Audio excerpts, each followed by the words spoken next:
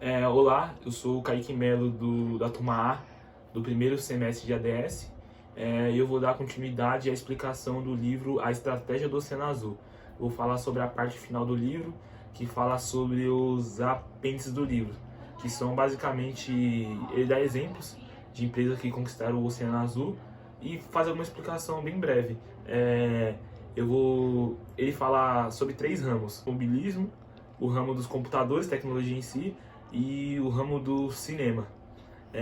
Falando da parte do automobilismo, ele cita diversas empresas, porém duas das maiores empresas do automobilismo são a Ford e a GM.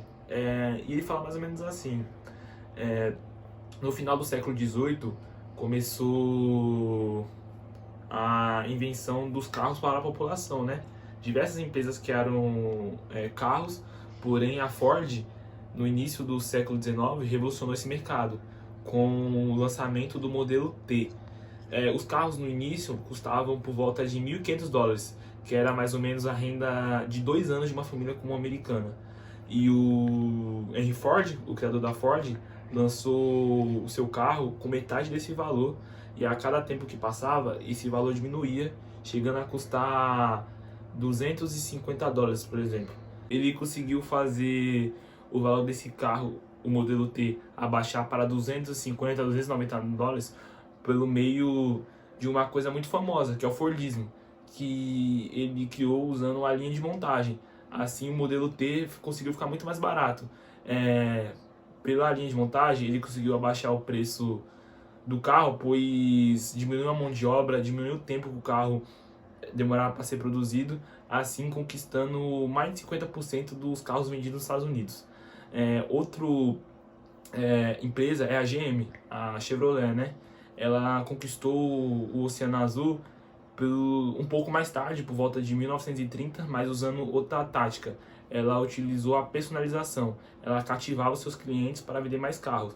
Elas começaram a alterar as cores, colocar acessórios e assim chegando a passar a Ford, conquistando o seu Oceano Azul também, passando de 20 para 50% dos carros vendidos nos Estados Unidos. Agora, no ramo dos computadores, nós vamos falar sobre o Oceano Azul que essas empresas desbravaram. No começo da década de 50, a Univac ela começou a oferecer os computadores para as empresas, né? Porque nessa época as empresas começaram a usar a computação. Porém, por volta de 1953, a IBM ela lançou um computador que o custo era muito menor para as empresas. Para você ter noção, uma empresa para manter os computadores da Univac gastava mais ou menos US$ 1 milhão. A da IBM custava US$ 200 mil, 5 vezes mais barato.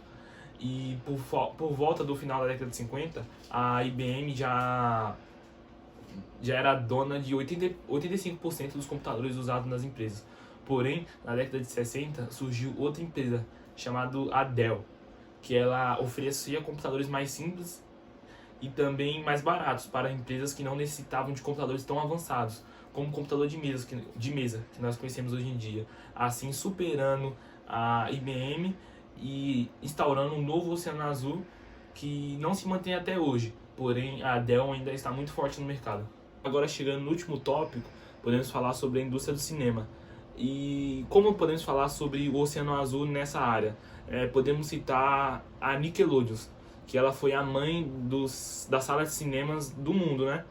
Por volta de 1905, o salário semanal de uma família americana era por volta de US$ 12.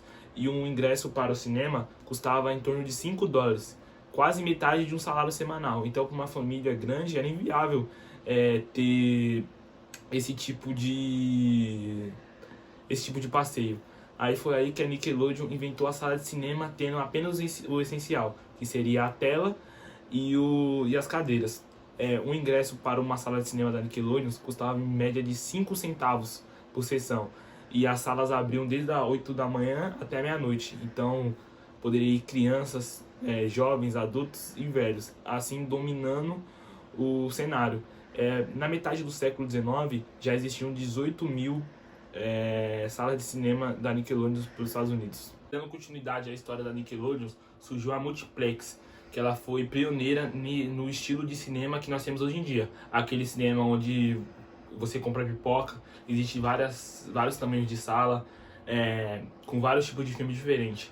Começou por volta de 1960 e ela fez isso para querer agradar diversos públicos, podendo oferecer diversos tipos de filme, sessões, horários e telas, assim estando presente em diversas cidades e diversos shoppings, que se mantém até hoje esse tipo de cinema.